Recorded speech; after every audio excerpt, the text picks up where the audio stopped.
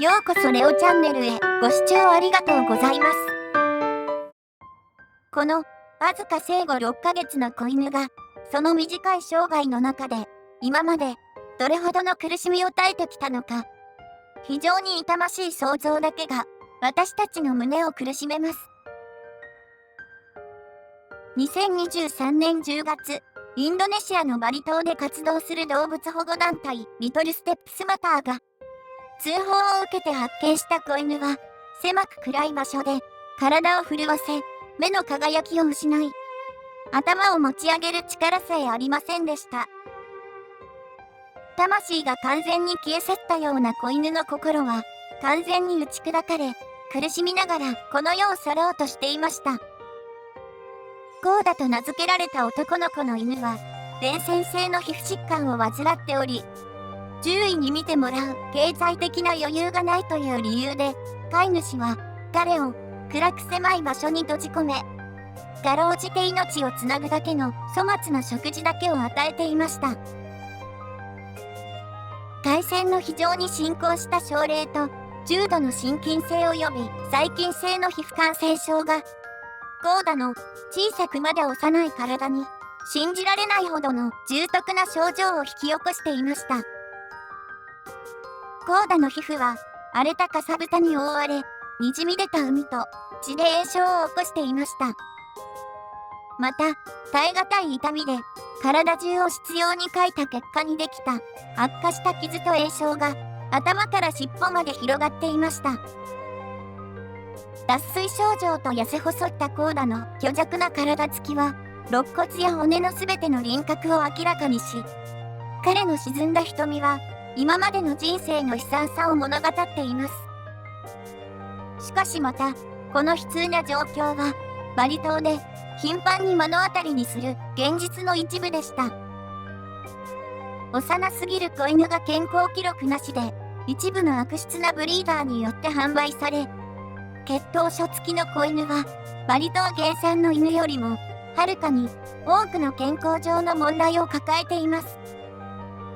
しかしバリ島では十分な動物愛護法が施行されておらず、たとえ飼育虐待として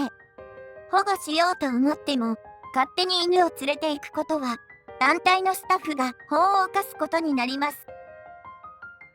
しかし幸いにもコーダは団体の救助チームによって発見され、飼い主は譲渡に同意してくれました。団体が提携する動物病院へ運ばれたコーダは信じられないほど衰弱しており、食べ物や水さえも拒否するため、脆弱な体を強化するために注射器で栄養を与えられ、さらに点滴による水分補給が開始されました。獣医師は食欲が戻り体力が回復すれば経口薬で寄生ダニや寄生虫を撃退し、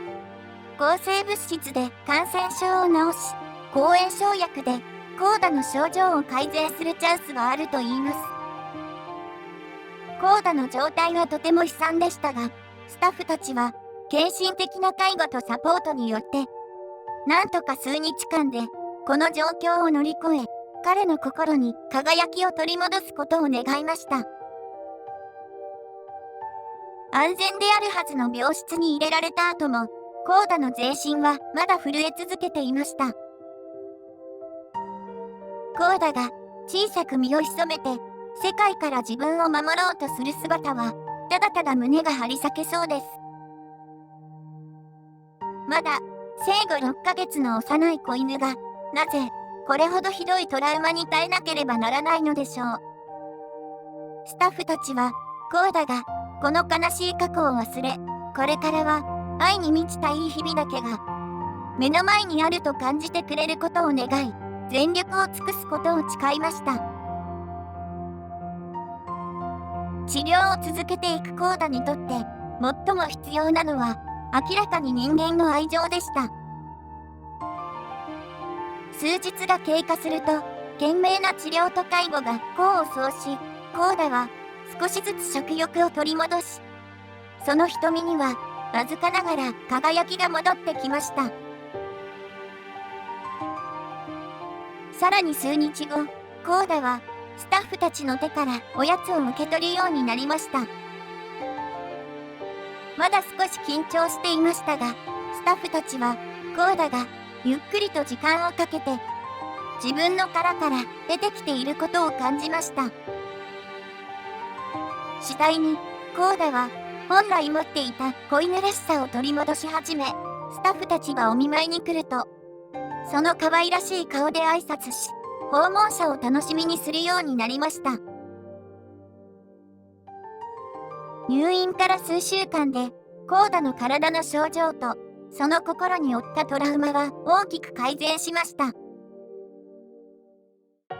一時は食欲を失い、再度点滴による治療を開始しましたが、獣医師チームの厳重な観察のもと、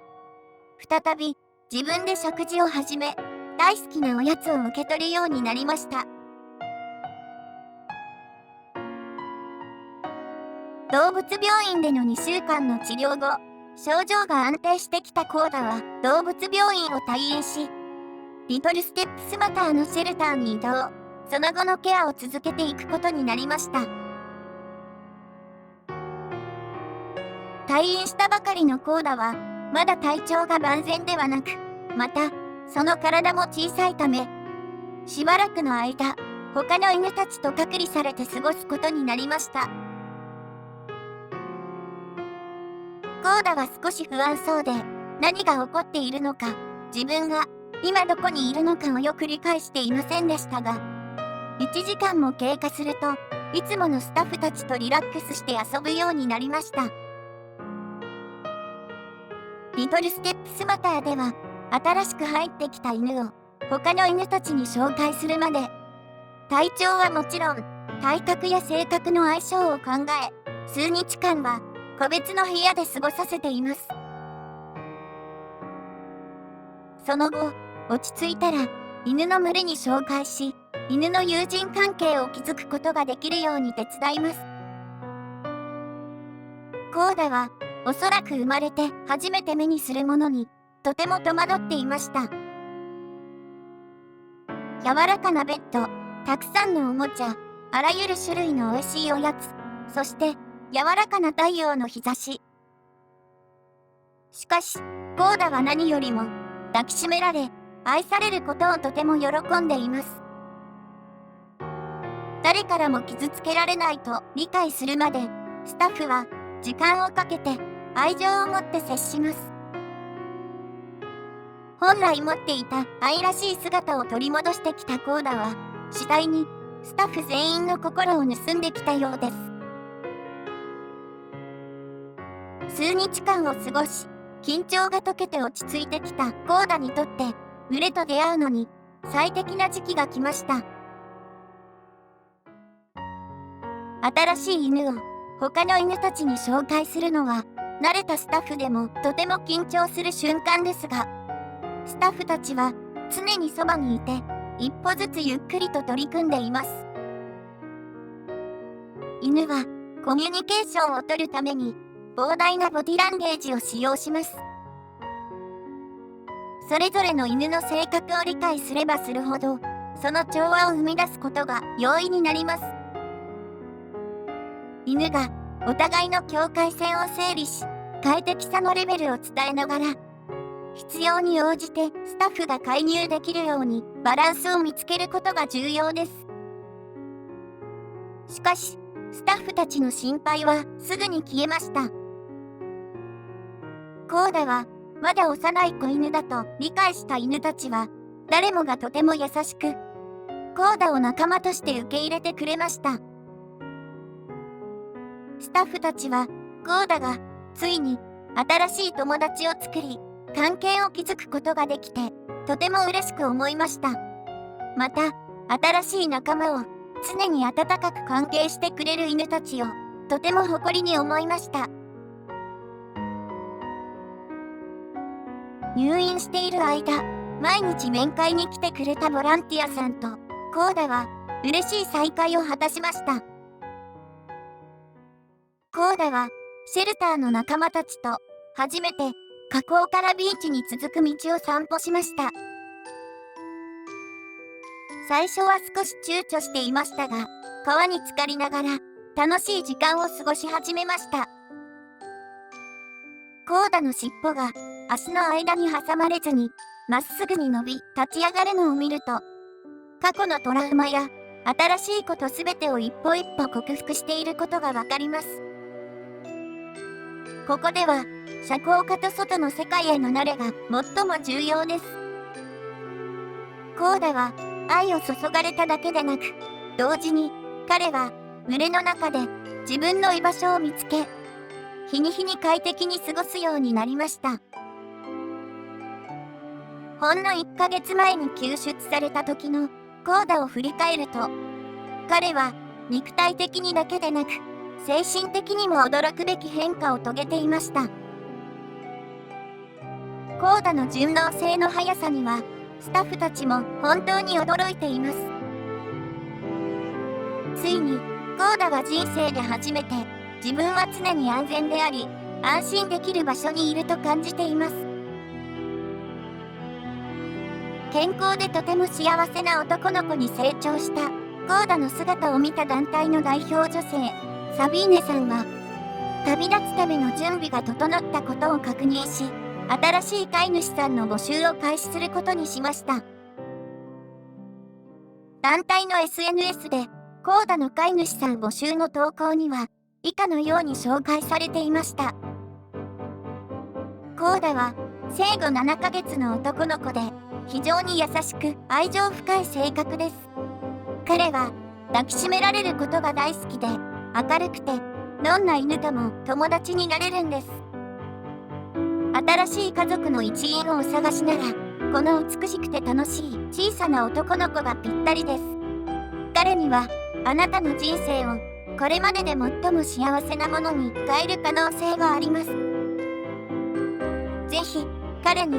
最高の人生を送るチャンスを与えてみてくださいと。そしてあの地獄のような場所から救助されてから2ヶ月が経過した2023年12月、ついにコーダは愛情あふれる素晴らしい家族のもとへと旅立つことができました。コーダの永遠のお家には新しい人間の両親ギルザさん、パトリックさん夫妻と息子さんのモーゼ君、そして犬の兄弟ファミとソシスが待っていました。彼の旅は愛と希望の力がどんな暗闇も照らし出すことができるという生きた証となりました。コーダは苦難を乗り越えた勇敢な心の象徴であり、彼の新しい家族との未来は幸せなショーで満たされることでしょう。彼の物語は私たち全員に絶望の中にも希望が存在すること、そして一つの小さな命が世界を変えることができるということを思い出させてくれます。最後までご視聴いただきありがとうございました。チャンネル登録いただければとっても励みになります。よろしくお願いします。